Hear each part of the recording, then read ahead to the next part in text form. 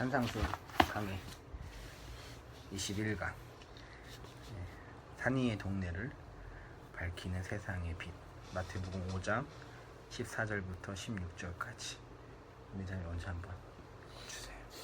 너희는 세상의 빛이라. 산 위에 있는 동네가 숨겨지지 못할 것이요 사람이 등불을 켜서 마 아래에 두지 아니하고 등경 위에 두나니 이러므로 집안 모든 사람에게 비치느니라.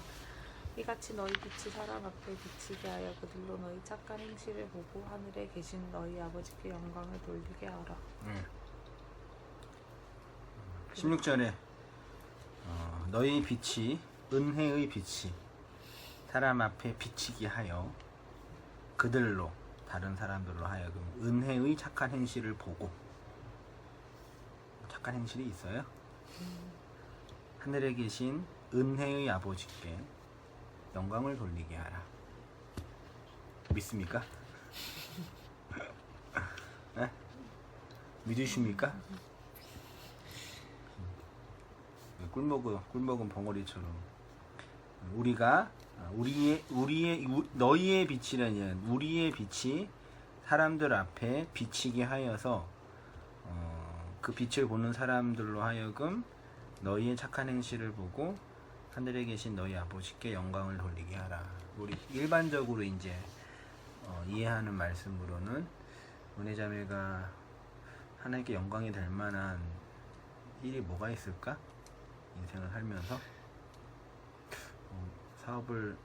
피아노 사업을 잘해가지고 대박나서 체인점 1, 2, 3을 다 만들어서 연매출 한 10억 해가지고 100억 해가지고 1년에 11조 10억 정도 교회에 바치면 하나님께 영광이 되고 그게 이제 은혜의 착한 행실이 되는 거죠. 아니에요? 정윤자매가 음반을 냈는데 멜론 엠넷 1등 한 달 1등 하면 그 돈 들어오지 않나? 그러겠죠. 네. 그렇게 해가지고 이 모든 영광을 하나님께 돌립니다. 그러면 정윤자매 착한 행실이 되냐? 우리가 일반적으로 제가 좀 과장된 용어로 이게 과장인가? 그러면 그게 현 주소죠. 현실적으로는 어렵나? 그러니까 과장이 아니라 그런 얘기 되게 많이 들었는데 일단은 이렇게 하나님 믿으면 이렇게 우리는 하나님의 백을 가지고 있다. 다른 그 어떤 백보다 되게 그거 하니까 큰 꿈을 가지고 비전을 가지고. 그렇죠. 그런 이유로 하면 이제 그게 이제 성도의 착한 행실이 되냐? 아니죠. 아니죠. 그러면 이제 아닌 건 다 우리는 아니까. 그럼 뭐냐 이 얘기죠. 뭘까 이 얘기죠. 생각을 한번 해보면서 한번 착하게 살아야 돼 우리가요. 신학 공부하고 철학 공부하면 느낀 게 뭐냐면 이 용어가 의미가 달라. 그러니까 사람들이 생각하는 착한 행실과 성경 원문이 말하는 착한 행실과 우리의 보편적 욕망이 선악과 먹은 우리의 보편적 욕망이 이해하는 착한 행실과 혹은 아무튼 그렇게 달라. 그러니까 싸우고 논쟁할 필요가 없어요.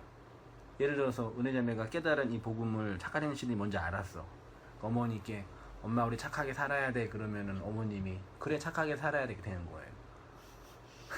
근데 어머님이 했던 착한 행실과 은혜자매가 깨닫게 된 착한 행실이 다르는 거예요.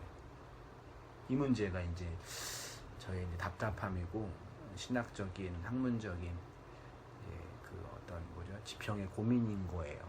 막 논쟁하고 싸우고 그럴 필요도 없고요. 이제 아무튼 뭐 느낌은 와요. 착한 행실이 뭔지?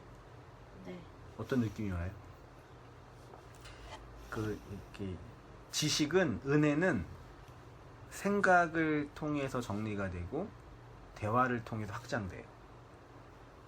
그래서 최초의 철학적 체계를 갖춘 플라톤이라는 철학자는 그 철학 체계를 대화로 정리를 했어요. 대화론을 해요. 말을 나누고 하면서 진짜 대화는 술 마시고 옷 자랑하고 돈 자랑하는 그런 그런 거 말고 그런 대화로 우리가 알고 있는 이 이해나 지적인 깨달음이 정확하게 그건지를 알게 되고 혹은 또 논의하고 논쟁하고 토론하면서 선명하게 되는 거예요. 그럼 뭘까요 그러면? 착한 행실 뭐 같아? 느낌 있는 느낌으로 여태까지 들었던 이 복음 진리로 복음 진리의 근거로 해석을 한다면 뭐 같아요?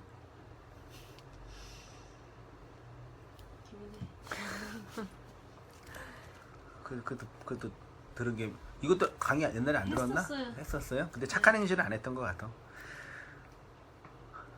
느낌은 있어요? 느낌은 그런 거 아닐까요? 이게 두 가지가 떠오르는데 네. 그 전에 그러니까 우리 예수의 옷을 입잖아요. 그러니까 우리의 착한 그 행실이 아니라 예수의 그 옷을 입혀진 걸로. 예수의 착한 행실? 아니 그 예수의 착한 행실이 예수의 아니라 옷이 입혀진 것이 착한 행실이다. 그런 거 아닐까요? 그렇게 볼 수도 볼 수도 있을 것 같다. 그거 아니면 그거 아니에요. 우리가 거짓 증거하지 않고 즉, 그건 아닐 것 같아요. 이 문맥상 모르겠어요. 보면은 빛과 관련돼 있는 거죠. 네. 그렇죠? 빛과 관련돼 있는 거예요. 그래 한번 이제 그런 의문과 고민을 가지고 우리 기쁜 마음과 가난한 마음으로 주님이 세상을 심판할 근거 정리자매 한번 읽어주세요. 팔복을 받은 성도는 소금이고 빛입니다. 소금이 되기 위해서 노력해야 하고 빛이 되기 위해서 힘써야 하는 존재가 아니라 소금이고 빛이라는 것입니다. 자신이 하나님의 언약의 소금이 되었다는 것을 자각한 성도는 자신이 소금이라는 하나님의 선포를 들으면 마냥 즐거워할 수만은 없습니다. 왜냐하면 이 세상에서 언약의 소금으로 존재한다는 것은 개인적인 영역에서든 교회라는 공동체적인 영역에서든 매우 중차대한 문제이기 때문입니다. 어떤 이들에게는 소금 언약으로 하나님과 그들을 화목하게 하기도 하지만 어떤 이들에게는 그들의 발에 밟혀 심판의 근거가 되기 때문입니다. 마태복음 5장 13절에 너희는 세상의 소금이니 소금이 만일 그 맛을 잃어버리면 무엇으로 짜게 하리요? 후에는 아무 쓸데없어 다만 밖에 버려져 사람에게 밟힐 뿐이니라. 이거 지난주에 했었잖아요 자매? 이게 뭔지 알아요? 뭐예요? 이 사람은 못 왔고 이 사람은 왔으니까 먼저 들은 사람이 설명해 줘야죠. 소금인 우리가 세상에게 밟힌다는 얘기는 뭐 어떤 의미죠?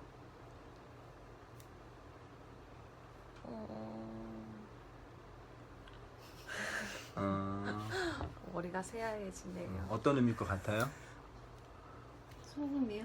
결론만 말하면 그거예요. 소금이 언약이잖아. 아, 언약의 소금이잖아요. 소금으로서 세상을 짜게 한다는 얘기는 언약을 증거한다라는 얘기라고 했어요. 그래서 소금이 언약으로 존재하는데 누군가에게 진리를 전하면 그 진리를 은혜자매가 받지 않잖아요. 그러면 그거를 소금인 나를 발로 밟는 거란 얘기죠. 이해되나? 사실 글쎄 이해 안 돼요. 그 말이. 안 돼요? 밟힌다는 예를 들어서 은혜자매가 이 진리를 알았어. 하나님의 언약과 이 복음의 진리를 알았어. 그러니까 언약으로 누군가에게 그 생명을 말씀으로 전해. 근데 정륜자매는 그것들을 나는 그런 진리 관심 없고 네가 말하는 건 이 보편 기독교랑 다른 것 같아서 좀 이상해. 거부를 하잖아요. 그거 자체가 언약으로 존재하는 은혜자매를 발로 밟는 거란 얘기예요. 그래서 나중에 정륜자매가 하나님의 심판대 앞에 설 때 복음과 진리를 마음으로 받지 않고 수납하지 않았잖아요. 그럼 하나님 뭐 해야 돼요? 심판해야 되죠. 그러면 심판을 한단 말이야. 너 왜 그 진리 그 말씀을 못 알아먹었어? 그러면 은혜 정륜자매가 저한테 그거 전한 적 없잖아요. 그렇게 되들을 수 있단 말이야. 그때 하나님 뭐라 그래요? 내가 그때 걔 언약 걔 보냈잖아. 걔가 너가 왜 걔 무시했어? 그때 걔 그거야 라고 심판할 근거가 생기는 거예요. 말씀을 전하는 목사나 설교자나 교사나 성도가 이 세상에 그렇게 존재하는 거예요. 그러니까 누군가에게는 밟혀요. 누군가에게는. 어떤 사람에게는 그 진리로 받아들여지는 거예요. 그렇죠? 같은 말을 들어도 어떤 사람은 그냥 그 한성인 목사의 독특한 그 이상한 그 목사의 그 얘기고 그렇게 시부하잖아요. 그렇게 그게 그 세상에게 밝혀진다는 의미고요. 그 다음에 이제 또 다른 의미는 하나님과 그 소금 언약으로 하나님과 화목하게 되는 거죠. 나를 제물 삼으신 하나님과 화목하게 만드는 거예요. 그러니까 언약이 딱 떨어지면 그 언약의 기둥의 왼편에는 그 언약을 거부하는 밟는 사람과 오른편에는 그 언약 안에서 회복을 경험한 사람으로 구분이 되는 거죠. 그거 그 얘기예요. 지난주에 나누었던. 네. 많이 피곤해. 왜 지쳤어? 벌써? 아팠대요. 아, 아팠어. 계속 아팠어요? 머리가 아팠. 별로 이제 특이하지도 않아요. 머리가 아팠다. 주기가 좀 있나? 주기는 없는데. 좀 삶의 질과 좀 행복감이 좀 좋으려면 좀 이렇게 좀 몸이 쾌적해야 되는데 홈플러스 때 먹는데 저녁이래요. 아파서 못 진짜. 먹은 거예요? 세상에서 제일 맛없게 먹는 거예요. 어떻게 홈플러스 때 지금 먹으면 되게 배고파서 막 이렇게 먹어야 되는데 정말 예, 아무튼 뭐 그래요. 마음 같아서는 그냥 좀 쉬고 좀 이렇게 좀 하고 싶었는데 이 사람이 힘들게 했어요? 아니요, 뭐 언니가 그분이 내일 하고 싶어 하는 것 같은데. 내일 하자고 해서 그냥 빨리 해버리자. 매도 빨리 맞는 게 좋다. 우리 좀 삶이 좀 쾌적하고 좀 행복감이 넘치고 그러면 좋겠는데 아프면 안 돼. 아무튼 뭐 빨리 끝내야 되는데 잔소리가 기네. 이어서 주님은 은혜 좀 읽어주세요. 주님은 너희는 세상의 빛이다라고 하십니다. 소금은 짜게 하고 빛은 밝게 합니다. 그런데 밝게 하는 대상이 무엇이냐면 산 위의 동네입니다. 예수님은 산 위의 동네가 숨겨져 있다고 하시는데 빛은 숨겨져 있는 산 위의 동네를 밝힌다고 합니다. 네, 여기 세상. 너희는 세상의 빛이라. 세상은 뭐냐면 히브 헬라어로 뭐예요?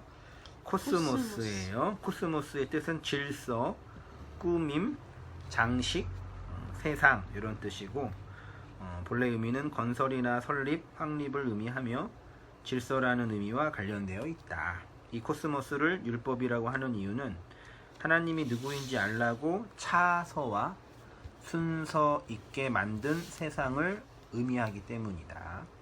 코스모스의 동사형이 코스메오라고 하는데요. 이 배열하다, 질서 있게 두다 그런 뜻이래요. 그러니까 이 세상은 하나님이 누구인지 바르게 알게 하기 위해서 차서와 순서를 가지고 배열한 곳이다. 그래서 코스모스가 율법이다. 율법의 세상이라는 차서와 배열을 통해서 하나님을 알고 배워요. 그래서 우리는 이 코스모스의 세상은 뭐에 의해서 지배를 받아요? 시간과 공간에 의해서. 그래서 시간과 공간에 의해서 배열되는 거예요. 순서와 차서를 가지고. 그래서 어제가 있고 오늘이 있고 내일이 있는 그런 시간과 공간의 차이가 있어. 하나님의 영혼의 세계나 묵시의 세계나 그런 초월의 세계는 시간과 공간의 개념이 없는 거죠. 그냥 영원으로 존재하는 거죠. 그게 이제 코스모스라는 뜻이에요. 그래서 이 세상의 빛이라고 하신 후에, 그러니까 너희는 세상의 빛이다 말했죠. 세상의 빛이다 해놓고 그 다음에 이제 세상의 빛이라고 하신 후에 그 세상에 대한 구체적인 설명으로 뭐예요? 산 위의 동네. 그러면 산 위의 동네가 뭘까? 원문으로 보니까 폴리스, 에파노, 호로스. 폴리스는 도시, 성읍. 에파노는 어디 위에. 호로스는 산. 그러면 산 위에 세워진 성읍이네요. 그러면 너희는 세상의 빛이야. 근데 그 세상은 코스모스인데 구체적으로 산 위의 성읍이야. 그러면 산 위의 성읍을 밝히는 빛이라는 얘기네요. 그럼 산 위의 성읍, 산 위의 동네는 뭐예요? 예수님 당대 때? 결론적으로 말하면 뭘까요? 산 위의 동네. 산은 힘과 능력을 상징하기도 하고 신령한 정령이 살고 있는 신적인 장소라는 상징도 있고요. 이스라엘은 산에 대한 종교적 경험이 있지요. 방주도 아라랏 산에 머물렀어요. 이삭도 모리아 산에서 바치라고 했고 율법을 무슨 산에서 받았어요? 신의 산에서 받았어요. 우리도 기도원을 어디다 지어요? 산에. 산에다 져요. 왜 그럴까? 그 산에는 정령과 신령한 영이 살고 있다. 산신령. 영명한 무당은 어느 산에서 정기를 받았다. 뭐 그러잖아요. 특히 구약 경건한 성도의 삶에 고난과 어려움이 닥칠 때 어디를 바라보라 그랬냐면 여호와의 산을 바라보라. 이렇게 머리가 아프고 힘들 때 어딜 바라보라? 여호와의 산을 산길 너무 가야겠다. 바라보면서 나의 아프게 하는 이 상관없어. 두통의 이 사탄을 없애야. 그거예요. 이렇듯 산에는 아주 중요한 종교적이고 신적인 의미와 상징들이 있다. 이스라엘 백성들의 공동체적인 경험은 산에서 율법을 경험했어요. 산에서 율법을 받았단 말이에요. 그러니까 산 하면 율법이 떨어지는 곳이고 산 위에 동네 하면 결국은 뭐예요? 산이 이렇게 있고 그 위에 뭐가 동네가 있단 말이에요. 한마디로 뭐예요? 그걸 예루살렘이라 그래요. 예루살렘이 이렇게 여기 어느 동쪽에서는 지중해가 있고 서쪽은 그 다음에 여기 갈릴리 바닷가와 요단강과 사해가 있잖아요. 여기가 팔레스타인 땅이거든. 거기 가운데쯤에 예루살렘이 있는데 평지로 보면은 쭉 가다가 800m 올라갔어요. 이렇게. 그래서 산 위에 동네 하면 딱 요거예요. 멀리서 보면은 여기 어떻게 보였냐면 공중에 나는 새처럼 보였대요.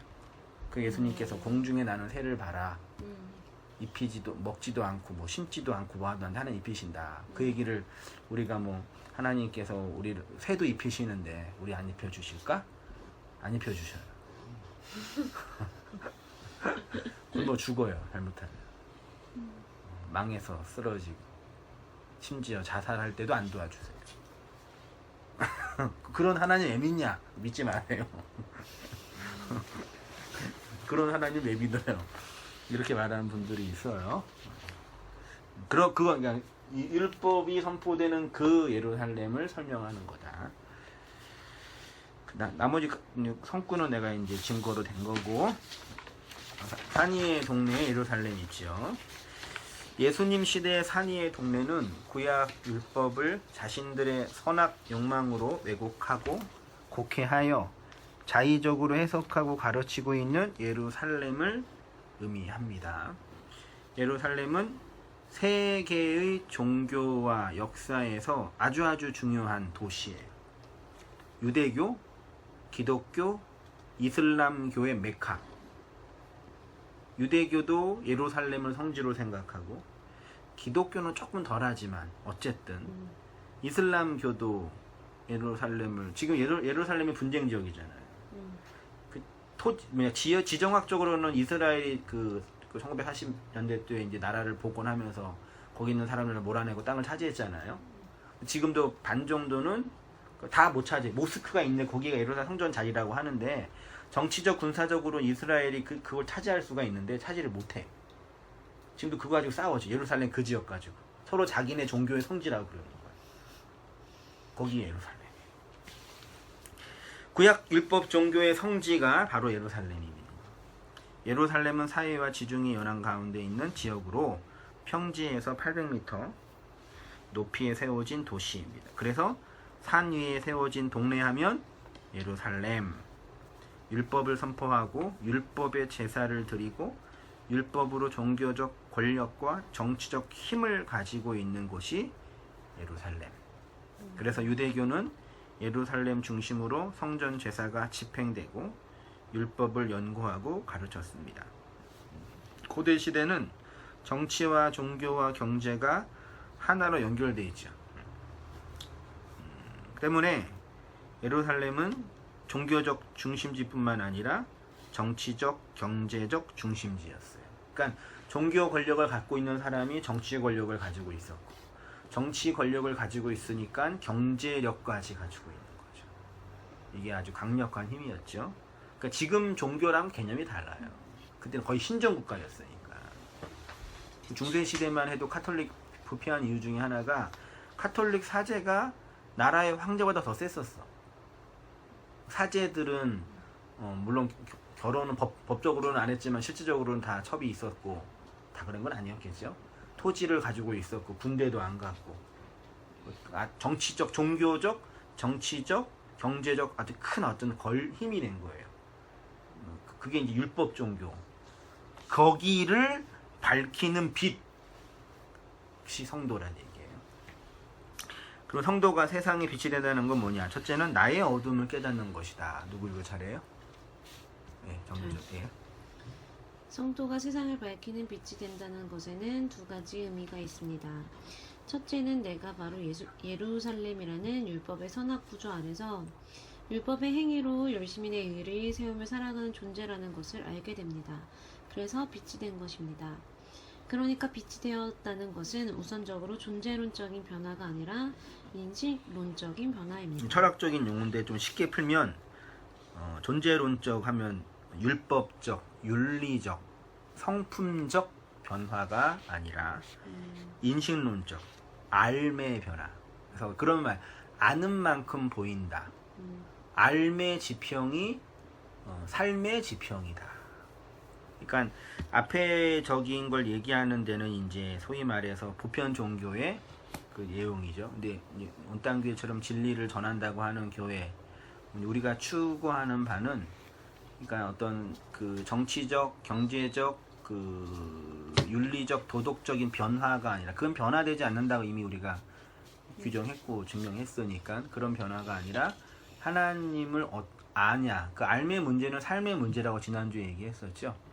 그냥 지적인 어떤 정보나 그 암기가 아니라 우리의 삶 속에 하나님이 어떻게 개입하시고 어떻게 섭리하시는지를 우리가 체득하고 경험하는 거. 그러니까 그래서 순서와 차서를 가지고 시간을 살아갈 수밖에 없는 거예요. 그래서 그 속에서 개입하시는 하나님을 알아가는 거니까 그런 거예요. 쉽게 말하면 내 정신과 몸이 빛으로 변화되는 것이 아니라 이 세상과 세상에 있는 내가 어두움이라는 것을 알게 되는 것이고 세상이 어두움이라는 것과 나도 그 어두움에 속해 있다라는 것을 아는 거예요. 됐죠? 내가 빛이 됐다는 얘기는 막 밝게 환하게 빛나가지고 뭐 은혜자매를 막 사는 애가 눈 부셔가지고 막 못 보고 너무 영광스러운 빛이야. 그런 어떤 이 종교적 그런 판타지나 그런 게 아니라 내가 어두움이라는 걸 자각하는 거예요.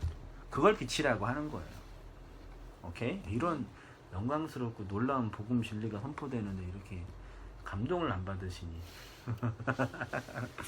로마서 1장 21절에 하나님을 알되 하나님을 영화롭게도 하지 아니하며 감사하지도 아니하고 오히려 그 생각이 허망하여지며 미련한 마음이 어두워졌나. 어두움이 속에 있었어요. 총명이 어두워지고 무지함과 그들의 마음의 굳어짐으로 말미암아. 주의 말씀을 열면 말씀을 여는 거예요. 말씀을 강론하면 말씀을 해석하면 빛이 비추어서 우둔한 사람이 그 진리를 깨닫게 된다. 됐죠? 나머지 보면 돼요. 두 번째로는 성도가 세상에 빛이 된다는 것은 세상의 어두움을 밝히는 존재가 된다. 그 다음 은혜자매인가요? 이렇게 내가 율법이고 어둠이라는 것을 깨닫게 된 성도를 빛이라고 합니다. 그래서 율법의 세상을 밝히는 빛이 되는 것입니다. 그러니까 예수님이 팔복을 받은 성도를 세상의 빛이라고 할 때 그 세상을 우리가 살고 있는 불신의 세상을 가리키는 것이 아니라 율법 정교를 가리키는 것입니다. 성도는 이 세상에 도움을 주고 영향력을 미치는 존재가 아니라 우리가 살고 있는 세상이 율법의 세상임을 폭로하고 드러내는 존재가 된다는 것입니다. 이 세상이 율법이고 어두움을 밝히는 존재를 빛이라고 합니다. 너희가 전에는 어두움이었더니 이제는 주 안에서 뭐예요?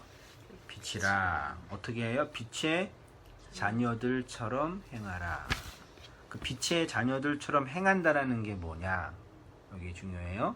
그러나 너희는 택하신 족속이요 왕같은 제사장들이요 거룩한 나라요 그의 소유가 된 백성이니 이는 너희를 어두운 데서 불러내어 그의 기이한 빛에 들어가게 하시니에 아름다운 덕을 선포하게 하려 하심이라.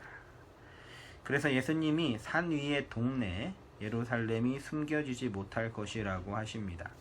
세상에 빛이 된 너희가 산 위의 동네, 이 율법의 산을 밝혀 드러내는 빛이 된다고 합니다. 그래서 집안 모든 사람에게 비치는 것이고, 여기서 말하는 집은 뭘 의미한다고요? 성전, 하나님이 거하실 집으로 지어져 가는 그리스도의 몸 교회를 성전이라고 합니다. 그런데 그 성전이 아직 그리스도의 머리로 거듭나지 못하면 아직 옛 성전에 머물러 있는 것이고, 그것을 악이라고 하고 어두움이라고 합니다. 그 다음에 이제 여기 14절에 어떻게 시작됐냐면, 너희는 세상의 빛이다 라고 했잖아요. 그 다음에 빛과 이제 비슷한 어휘가 뭐가 나와요? 15절에 갑자기 뭐가 나와요? 사람이 등불을 켜서, 빛이라고 말하고 뭐라 그래요? 등불이라고 말해요. 빛과 등불 차이점, 빛은 내는 거고 등불은 켜는 거예요. 빛은 능동적인 의미가 있고 등불은 수동적인 의미가 있죠. 됐죠? 여기에서 말하는 등불은 뭐냐? 성전, 성막 안에 있는 등불이에요. 성막 구도 알아요? 칠판 안 가져왔는데 성막 알아요? 성막이 이렇게 있잖아요. 네모나게 동쪽에 문이 있고 들어가면은 여기 뭐가 있어요? 여기 네모나게. 또 이게 번제단이에요. 번제단에서 동물을 태워서 드리죠. 그 다음에 여기는 뭐가 있어요? 물두멍이라 그래요. 동물을 피로 바치면 더러워지니까 피가 묻으니까 닦는 거예요. 그리고 여기 성소가 있어요. 성소에 들어가면 오른편에 떡상이 있고 왼편 건너편에 뭐가 있어요? 7 등잔이 있단 말이에요. 그 다음에 향단이 있고 그리고 지성소 안에 법궤가 있죠. 성소는 그 가죽으로 덮여져 있기 때문에 등이 없으면 어떻게 돼요? 깜깜해요. 그래서 그 등을 항상 끄지 않게 켜게 있어야 돼요. 근데 그 등이 어떻게 생겼냐면 7등불이어서 이렇게 있고 이렇게 돼 있어요. 이렇게 7개. 하나, 둘, 셋, 넷, 7개. 그리고 등이 있고 심지가 있고 대접이 있는 거예요. 계시록에 가면은 이 대접을 하나 없앤다고 하잖아요. 대접이 쏟아지고 이 대접 안에 기름이 있는데 기름이 타서 심지가 타서 불이 나잖아. 근데 대접을 쏟으면은 불이 꺼지죠. 마지막 대접 다 쏟으면은 불이 다 꺼지는 거잖아요. 그러면 성소가 어떻게 돼요? 어두워지는 거지. 그게 이제 최후의 심판, 종말인 거예요. 이 세상에서 이 성소라는 코스모스의 세상 안에 하나님의 빛으로 부름받은 성도가 있단 말이야. 그 마지막 그 성도가 그 빛으로 부름을 받으면 올라가잖아. 그러면 더 이상 이 세상은 필요가 없는 거죠. 그래서 이 세상이 끝나는 거예요. 그 얘기고, 이 등불은 성소 안에 있는 그 등불이야. 됐죠? 성막의 성소 안에는 꺼지지 않는 7 등대가 항상 어두운 성소를 밝혔습니다. 이 7 등대는 율법의 세상을 밝히는 하나님의 진리의 빛을 상징합니다. 성소 안에 7 등대는 요한계시록의 7 교회, 7 대접, 7 영 등등을 예표합니다. 율법의 세상에 하나님의 언약의 7 등불이 항상 있을 거다. 그 등불 마지막 하나 꺼지면 마지막 하나님께로 부름받아야 할 그 백성이 그 등불로 부름받으면 이 세상은 더 이상 필요가 없는 거죠. 마지막 그 한 사람이 구원받으려고 세상에 지금 있는 거예요. 그래서 복음과 진리를 건네주는 거예요. 열심히. 이 등불에는 불이 타는 뭐가 필요해요? 심지와 기름이 필요해요. 탈 심지가 없고 기름이 없으면 등불은 꺼지지요. 그래서 예수님은 꺼져가는 등불을 끄지 않는다고 표현해요. 항상 등불이 어두운 율법의 세상을 밝히게 하십니다. 등불이 빛을 내기 위해서는 심지와 기름이 항상 있어야 되죠. 그 열처녀 비유 혹시 알죠? 나중에 비유도 뭐 기회 되면 또 설교해야 되는데 5 처녀는 구원받고 5 처녀는 구원받지 못했어요. 근데 구원받지 못한 미련한 5 처녀는 뭘 준비 못했어요? 기름을 준비 못했어요. 신랑이 온다 그러니까 불이 꺼지는 거야 지금. 그래가지고 기름이 태워야 되는데 불이 안 나니까 이제 큰일 나서 그래서 다섯 처녀들한테 기름 좀 달라고 부탁을 하니까 그 다섯 처녀가 뭐라고요? 가서 사오라고. 나 못 준다고. 사오는 사이에 신랑이 오셔서 다섯 처녀는 구원받은 거죠. 근데 그 기름은 신지와 기름은 그 불을 내게 하는 유일한 그 근거가 되는 거예요. 빛은 이것을 태우고 빛나는 것입니다. 그 신지와 기름, 결국 성도는 이렇게 등불의 신지와 기름으로 존재하는 것입니다. 이렇게 자신을 태워 불이 난다는 것을 알고 그렇게 타들어가는 성도의 삶이 곧 성도의 착한 행실. 그래서 등불 이야기를 하신 후에 성도의 착한 행실에 대해서 이야기합니다. 기름이 있어요? 기름은 성령이라고도 하는데 그래서 성도가 뭘 구해요? 구하라 그러면 주실 것이요 찾으라 그러면 찾아질 것이요 문을 두드리라 열릴 것이도. 구하는 자에게 뭘 줘요? 성령을 주지 않겠느냐. 너희가 구하여도 얻지 못하면 어떻게 구했기 때문에? 정욕을 위하여 구했기 때문에. 그러니까 우리가 성도가 구해야 할 유일한 기도의 제목은 내가 하나님의 등불로 바르게 탈 수 있게 하는 심지와 기름을 구하는 거예요. 뭐 정확하진 않겠지만 심지는 뭐 진리의 말씀이라고 한다면 기름은 성령의 은혜라고 할 수 있겠죠. 이게 뭐 꼭 맞을 거라고는 확신하지 않지만 비유를 하자면 그거는 우리가 타는 거예요. 근데 우리 게 아니지. 없잖아. 그래서 어떻게 해야 돼? 구해야 돼요. 그 아버지께. 구해요? 구하여도 얻지 못하면 정욕을 위하여 잘못 구했기 때문에 못 얻는 거예요. 하나님의 성령을 구하라고 그거 하라고 했는데 쓸데없는 거 구하니까 내 자식 올림픽 나가서 1등하게 달라고 기도를 했는데 쓸데없는 걸 구하니까 성령을 안 주시는 거예요. 그걸 구한다니까요. 내가 그 하나님의 빛으로 등으로 이 어두운 코스모스의 세상을 밝힐 수 있는 그 기름이 되기를 원합니다. 구해요?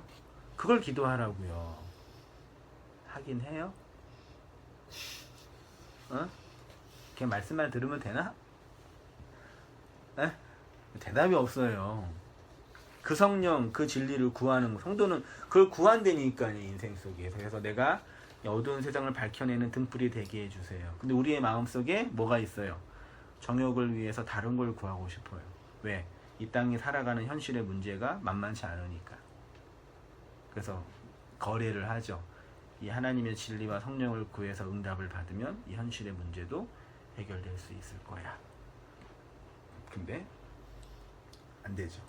거기에서 이제 우리가 어떤 사람인지 폭로가 되는 건데 아무튼 그걸 구해요. 그게 성도의 착한 행실. 이 성령과 이 기름으로 이 기름과 심지로 내가 타서 존재가 없어지는데 그거를 구한다고요. 그래서 그걸 착한 행실이라고 말하는 거예요. 그래요? 착하게 살아요? 네?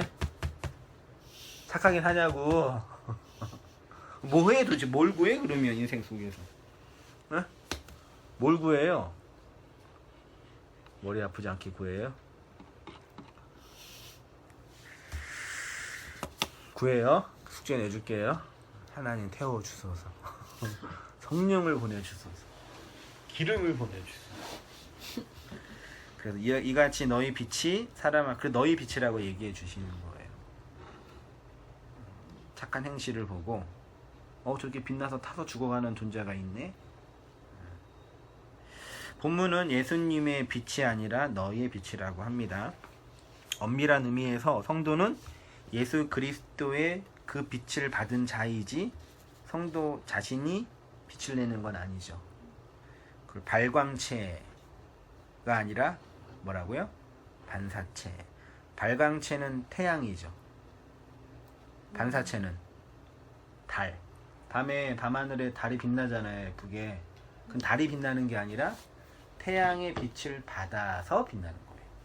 그럼 어두운 세상에 코스모스라는 성소 안에 어두운 세상에서 달빛이 확 빛나고 있어. 그걸 보면서 와, 달 밝다. 그것만 보면 안 되고 저 달을 빛나게 하는 태양이 있네. 그걸 아는 사람이 누가 있어요? 그냥 달 구경이나 가지. 그 달을 보면서 그 태양을 확인하는 사람이 어딨냐고요. 그래서 사람이 율법 안에 갇혀 있는 거예요. 달은 빛을 못 내. 태양만 빛을 내. 그 핵분열을 하는 거예요. 그 태양이. 여자는 씨가 없어요. 남자만 씨만 있잖아요. 그 얘기 하는 거라니까요. 태양의 빛이 없으면 달도 빛을 낼 수 없습니다. 캄캄한 밤에 달이 빛나고 있는 이유는 태양이 빛나고 있기 때문입니다. 성도가 뭐예요 그러면? 성도가 뭐예요 그러면? 달, 그 여자, 어린아이, 태양은 하나님, 남자. 그래서 두 개가 만나서 하나가 되는 거죠. 음과 양이. 아마 그래서 나왔을 거야 진짜. 하나님의 빛을 받아 어두움이라는 이 세상에서 자신을 태워 빛을 내는 존재가 성도. 하나님의 짝은 성도뿐이 없다니까요. 하나님의 짝으로, 하나님의 신부로, 태양의 빛을 받는 달로, 남자의 씨를 받는 여자로 불려진 존재. 좋아요? 제기랄. 그러나 왜 나? 하필 날. 근데 그거 말고 할 게 뭐가 있어요? 그거 말고 뭐 어떻게 해요? 딴 데 뭐 좋은 방법이 있는 것 같아요? 그것을 예수님은 성도의 착한 행실, 내가 하나님의 반쪽으로, 하나님의 씨를 받는 여자로, 하나님의 빛을 받는 달로 부름받은 그 존재군요를 아는 게 성도의 착한 행실. 다들 어떻게 해요? 다 반대로 하잖아. 내가 태양 되겠다 그러고, 내가 씨를 뿌리겠다 그러고, 내가 남자가 되겠다 그러고, 다 그러잖아요. 그래서 하나님을 조종하려고 자기 욕망으로 만들어 놓고.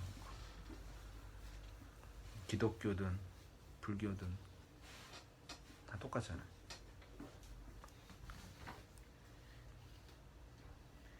그래서 그게 그 치성을 드리는 종교가 그래서 나쁜 거예요. 내가 열심히 헌신하고 이번에도 그 펜싱 이번에 난리 났잖아요. 그 청년. 진짜? 네, 근데 그 엄마가 한국의 유명한 사찰을 돌면서 108번뇌를 했대요. 엄마의 불공으로 1등을 했다고. 그 자식을 향한 그 엄마의 애틋한 사랑이잖아. 108번뇌를 해서 신을 감동시킨 거, 조종한 거지. 그 1등 뺏긴 그 사람은 부모님이 기도 안 하셨나? 그러니까 우리는 그런 걸 보면서 되게 감동받는다니까. 그게 인간의 악마적인 죄예요. 날 욕할 수 있게 해주시고. 아주 악마적인 죄. 그 어머님의 헌신과 치성이 쓸데없다는 얘기가 아니라 그 인간의 욕망의 본질이라니까. 그렇게 해서 근데 성도는 108번뇌가 아니라 내가 하나님의 빛을 받아 여자로 살고 있는 그 달인 걸 확인하는 거야. 그러니까 재미없지. 그게 성도의 착한 행실, 착하게 사시라고 그러는 거야. 착하게 살아요? 살아야죠. 못되게 사는 거 같는데? 착하게 살아야죠. 이렇게 성도가 하나님의 빛을 받아 자신을 태워 빛을 내야지 이 세상이 하나님의 그 빛을 볼 수 있게 된다. 그렇죠? 그래서 성도는 자신의 역사를 통해 진리의 심지와 성령의 기름을 항상 준비하는 지혜로운 다섯 처녀가 되는 거죠. 이거는 돈 주고 못 사요. 오직 구하여야지만 얻을 수 있는 거예요. 그래서 진리를 구하고 성령을 구하여 반드시 약속을 받아 진리의 빛으로 이 비진리의 세상을, 어두운 율법의 세상을 비추이는 꺼져가는 심지, 자신을 태워서 빛을 내는 등불이 되는 거죠. 그걸 빛이라고 하는 거죠. 그쵸? 끝났어요. 한줄 소감.